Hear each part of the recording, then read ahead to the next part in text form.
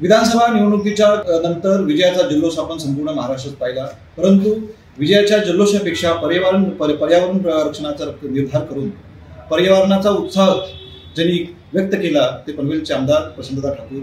खरं तर विजयाचा चौकार मारल्यानंतर पर्यावरणाच्या रक्षणासाठी आपण झाडे लावूयात आणि तब्बल जेवढा लीड मिळाला तेवढी आपण झाडे लावूयात हा संकल्प, हा निर्धार त्यांनी व्यक्त केलेला आहे।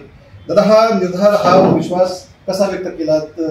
विजय सोडून पर्यावरणाचं रक्षणात सगळ्यात आधी तर पनवेलकर जनतेचा आभार मानला पाहिजे की त्यांनी या मतदारसंघाचं प्रतिनिधित्व करण्याची संधी सलग चौथ्यांदा मला दिली आणि ही संधी देत असताना जे मताधिक्य मिळालेलं आहे त्या मताधिक्याचा गर्व करण्यापेक्षा त्या मताधिक्याच्या बद्दल लोकांनी दिलेल्या संधीबद्दल कृतज्ञ असलं पाहिजे। आपल्या अलीकडच्या सगळ्या काळामध्ये आपण पाहतोय की पर्यावरणाचं प्रदूषण सतत होत आहे। पर्यावरणाचं होणारं प्रदूषण रोखण्यासाठी काम करणं ही सुद्धा लोकप्रतिनिधीची पण जबाबदारी आहे। त्यामुळे या क्षेत्रात काम करणाऱ्या संस्थांच्या मदतीनं जेवढा लीड मिळाला तेवढी झाडं येणाऱ्या कालावधीमध्ये लावायची संख्या अर्थातच 51 असल्यामुळे मोठी आहे, तर त्यामुळे 51,000 झाडं लावायची तर पिरियड जाईल त्याच्यामध्ये आणि त्याची देखभालही केली गेली पाहिजे। तर अशा पद्धतीनं काही संस्थांना सोबत घेऊन, काही स्वयंसेवी संस्थांची मदत घेऊन ही झाडं पनवेल परिसरामध्ये लावण्याचा मी निर्धार व्यक्त केला। साधारणतः अर्ध लाखहून अधिक झाडं लावण्याचा संकल्प आहे, त्याचा शुभारंभ नुकताच खारघर येथे झालेला आहे। ज्या पद्धतीनं खारघर किंवा पनवेल ह्या परिसरामध्ये अधिकचं कुठेतरी प्रदूषण असल्याची लोकांची नेहमी तक्रार असते आणि तिथंच तुम्ही पर्यावरणाचा जो काही संकल्प आहे तिथे व्यक्त केलेला आहे। याचा लोकांना, नागरिकांना पर्यावरणाला कशा पद्धतीनं उपयुक्त ठरेल? खरं तर आपण सगळ्या समाजामध्ये प्रत्येक जणच आपण आपल्या अवतीभोवतीच्या गोष्टी चांगल्या असाव्यात याच्यासाठी दक्ष असतो। काही वेळेला शासकीय यंत्रणांच्या वरती आपण इतके अवलंबून राहतो की अशा वेळेला सगळं काही सांभाळायची जबाबदारी शासनाची असं वाटायला लागतं। तर ज्या संस्था असा विचार करत नाहीत ते स्वतःहून अशा पद्धतीचा पुढाकार घेतात, त्यांच्याबरोबर राहिलं पाहिजे। खारघर परिसरामध्ये सेंट्रल पार्कपासून, गोल्फ कोर्सपासून वेगवेगळ्या पद्धतीच्या ज्या महाराष्ट्रात आयकॉनिक ठरतील अशा पद्धतीच्या गोष्टी घडत आहेत। इस्कॉनचं मंदिर आता त्या ठिकाणी पंतप्रधानांच्या हस्ते त्याचं लोकार्पण झालं।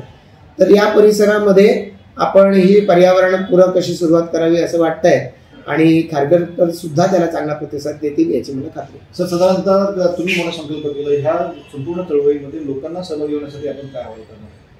मी या आपल्या चॅनलच्या माध्यमातून लोकांना विनंती करेन की आपण निरनिराळ्या पद्धतीनं सृष्टीचा ऑक्सिजन घेतो, सृष्टीचा आनंद घेतो। आता आपली जर इच्छा असेल की आपल्या पुढच्या पिढ्यांनी सुद्धा हे सृष्टीचं वैभव लुटलं पाहिजे।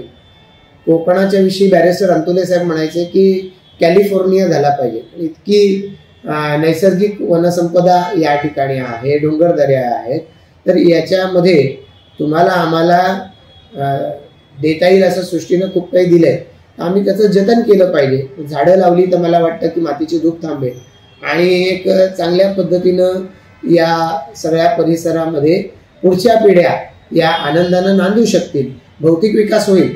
तर त्याचबरोबर आपल्या परिसराचं जे सौंदर्य आहे हे जपणं आणि ते नैसर्गिक सौंदर्य जपणं यासाठी आपण सगळेजण एकत्र येऊन काम करूया। खारघरमधल्या संस्था असतील किंवा पनवेल परिसरातल्या संस्था असतील, या सगळ्या संस्था जे काम करत आहेत, आम्ही या बाबतीमध्ये लीड घ्यायची तयारी आमची आहे, तरच आम्ही काम करू असं नाही।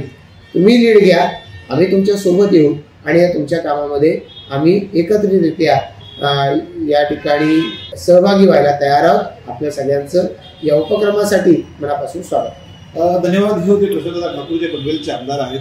खऱ्या अर्थानं निसर्गाची संपत्ती, त्याचं संवर्धन, त्याचं जतन करणं ही प्रत्येकाची गरज आहे आणि या झाडे लावण्याच्या ह्या चळवळीमध्ये आपण सर्वांनी एकत्र येऊयात आणि उद्याच्या पिढीसाठी देखील एक चांगली सृष्टी इथं निर्माण करूयात असा विश्वास प्रशांतदा यांनी व्यक्त केलेला आहे। धन्यवाद।